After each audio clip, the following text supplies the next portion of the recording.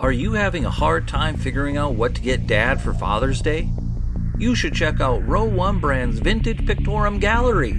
They have America's best sports art. With over 7,200 historic sports prints, you're assured to find something unique for Dad this Father's Day. Instead of a boring old tie, get him a historic baseball photo taken by Henry High Sandom at the historic Polo Grounds Stadium in New York City during the 1894 Temple Cup.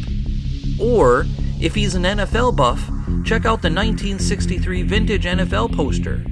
These are so good looking that you'll be amazed how they turn out. Shop now at sportshistorynetwork.com/row1 and save 15% off your order.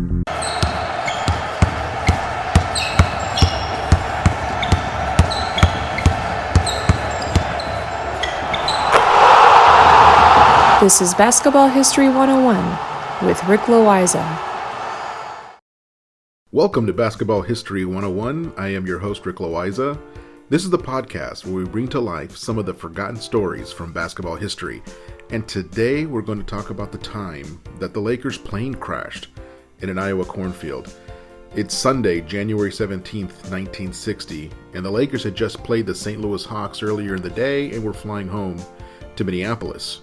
Now, there are two things I want to cover before we keep going. One, yes, the Atlanta Hawks used to be located in St. Louis, where they won their only championship in 1958. Second, the Lakers were still located in Minneapolis. They wouldn't move to LA until after the conclusion of the 1960 season. Now, back to the plane crash. It's an extremely snowy night. They are originally supposed to take off during early evening, around 5:30, but the weather caused a delay. When the generator on the plane broke down, they had to wait even longer for repairs to be made. The plane was finally ready to take off around 8:30 that night. For me, that would have been enough to call it a day. There would be no way that I would get on that plane. I'd go find a hotel in St. Louis and fly out the next morning on a different plane. The plane they used that night was a DC-3, so it's only the Lakers on this plane. It sat between 21 and 32 people depending on the configuration. It had a propeller on each wing and traveled at a top speed of around 200 miles an hour. Now, just for reference, modern passenger planes travel at around 500 miles an hour. But rather than wait for the next day, the Lakers board the plane and head home for Minneapolis.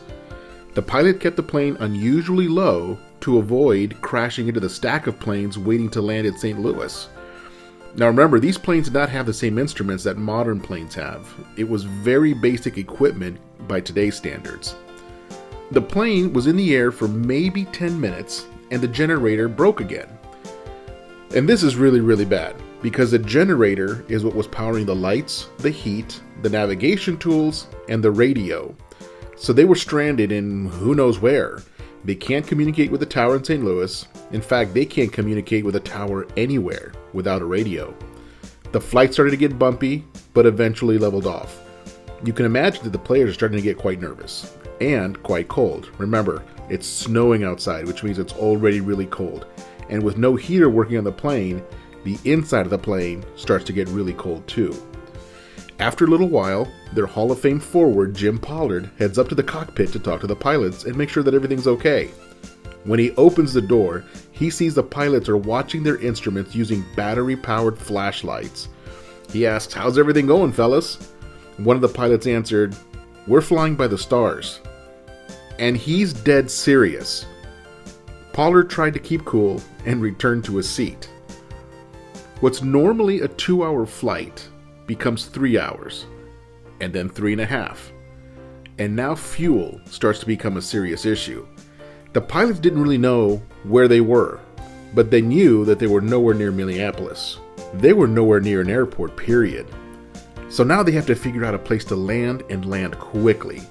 Now, because of the snow, these guys are literally opening the window and trying to scrape the ice off the windshield by hand. With no electric power, the windshield wipers were not working either. Thankfully, they were somewhere over Iowa, which is super flat, and that's a really good thing. But the pilot wants to check with the team first. He walks back to the cabin to explain the situation to everyone. They could keep looking for an airport or try to land in a cornfield. The players were unanimous. Put this thing on the ground now. The pilot said, "Okay, buckle your seatbelt, boys, and say a prayer." Tell me that doesn't instill confidence in you if you're one of the Lakers players. They start to fly very low to get a good look at a decent cornfield. One of the things that they have to be careful of are electric wires and telephone wires hanging from telephone poles. They don't want to take out electricity in the state of Iowa. But when the pilot returned to the cockpit, he left the cockpit door open by accident. The players can totally see the pilot struggling to get the plane down, and they can see them working by flashlight. As the players look out the window, they notice that they are low enough to make out the model of cars driving down the road.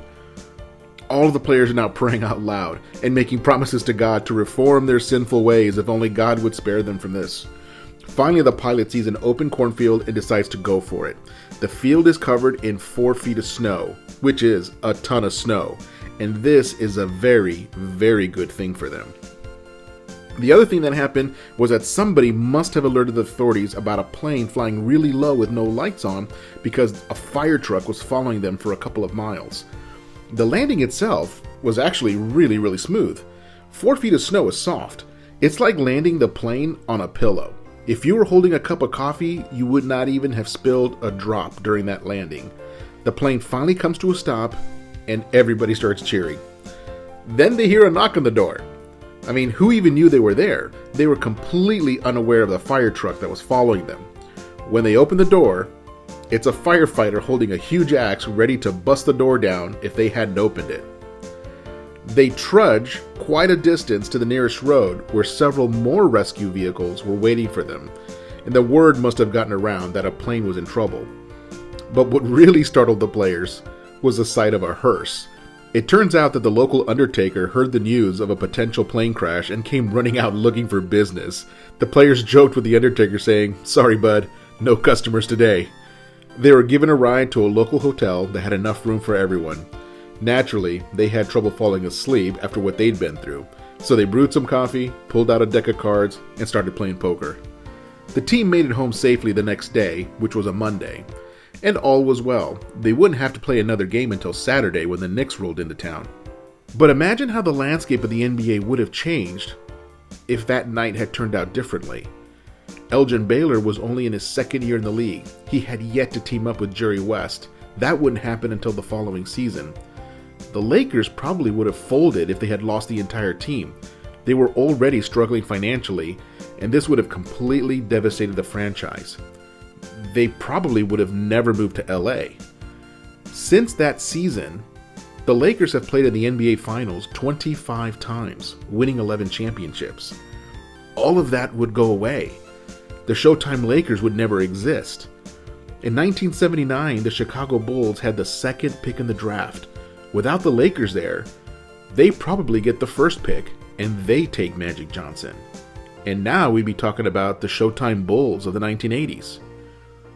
Maybe when Kareem wants out of Milwaukee in the mid-70s, he goes to his hometown Knicks instead of the Lakers. Maybe Kobe stays with the Charlotte Hornets, the team that drafted him. Maybe Shaq stays with Orlando and brings them multiple titles.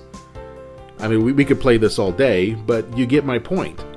If that plane crash had turned out to be a tragedy, the rest of NBA history changes dramatically. An entire alternate timeline would exist. Thankfully, the pilots were experienced and had flight experience from the military.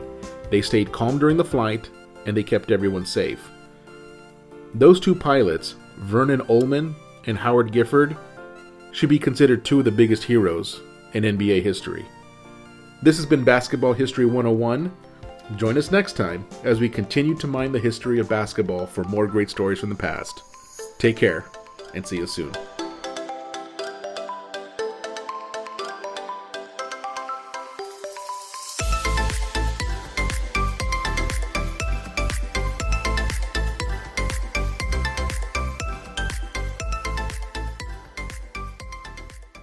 We here at the Sports History Network proudly partner with 26 podcasts, all revolving around the history of sports.